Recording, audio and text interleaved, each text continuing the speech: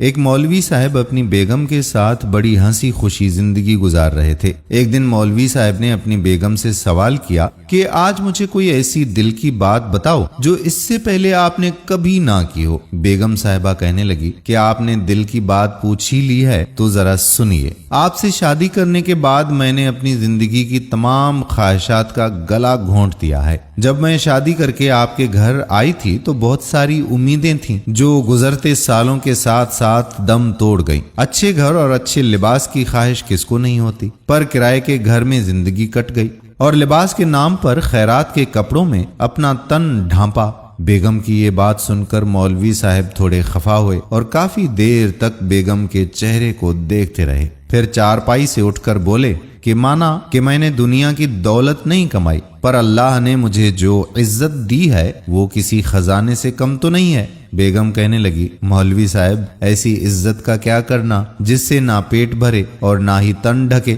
بس اب تو عادت ہو گئی ہے اس طرح سے من مار کر جینے کی۔ بیگم کسی صورت میں ان سے متفق نہ ہوئی۔ مولوی صاحب کہنے لگے کہ اللہ نے رزق دینے کا وعدہ کیا ہے اور وہ کبھی بھی وعدہ خلافی نہیں کرتا۔ اللہ نے یہ جو ہاتھ پاؤں دیے ہیں ان کا صحیح استعمال کرنے سے ساری بنیادی ضرورتیں پوری ہو سکتی ہیں۔ ان سب کے بعد کسی چیز کی اگر انسان کو ضرورت ہے تو وہ ہے سکون، اطمینان، اور سکون صرف اور صرف اللہ کی عبادت میں پوشیدہ ہے۔ یہ بات ایک دن تم بھی سمجھ جاؤ گی۔ عصر کی آذان ہوئی اور مولوی صاحب مسجد کی طرف چل دیے۔ کافی دیر ہو گئی، مولوی صاحب گھر واپس نہیں لوٹے۔ بیگم بہت پریشان ہوئی، محلے کے بچوں سے پوچھا پر کہیں بھی مولوی صاحب کا پتہ نہ چلا۔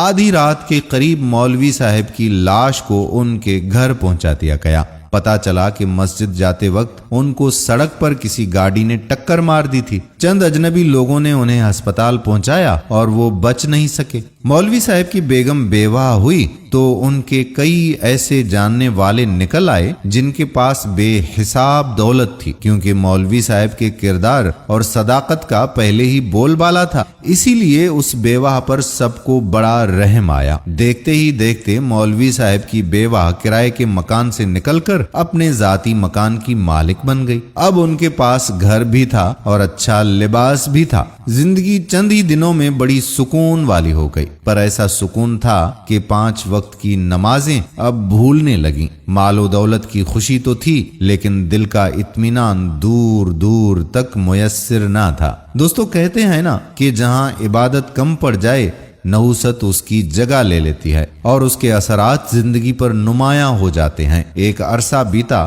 تو مولوی صاحب کی بیوہ کو مولوی صاحب کی کہی ہوئی بات یاد آئی کہ اطمینان اگر دولت میں ہوتا تو سکون کبھی سجدوں میں میسر نہ آتا۔ پیارے دوستو، اپنے دلی اطمینان اور سکون کے لیے نماز کی پابندی کرنی چاہیے اور نماز کی طرف راغب ہونا چاہیے، اور جو کچھ اللہ رب العزت نے ہمیں عطا کیا ہے اس پر اللہ کا شکر ادا کرنا چاہیے اور زندگی اطمینان اور سکون کے ساتھ گزارنی چاہیے۔ ہم امید کرتے ہیں کہ ہماری آج کی ویڈیو بھی آپ کو پسند ضرور آئی ہوگی۔ اگر ویڈیو پسند آئی ہو تو اپنے دوستوں کے ساتھ اسے شیئر بھی کیجیے گا، لائک بھی کیجیے اور نیچے دیے گئے کمنٹ سیکشن میں اپنے کمنٹس لکھ کر ہمیں بتائیے گا کہ کیسی لگی آج کی ویڈیو۔ آنے والی ویڈیو تک آپ کا اپنا میزبان قادر بخش کلہوڑو آپ سے اجازت چاہتا ہے۔ اپنی دعاؤں میں یاد رکھیے گا۔ اللہ حافظ۔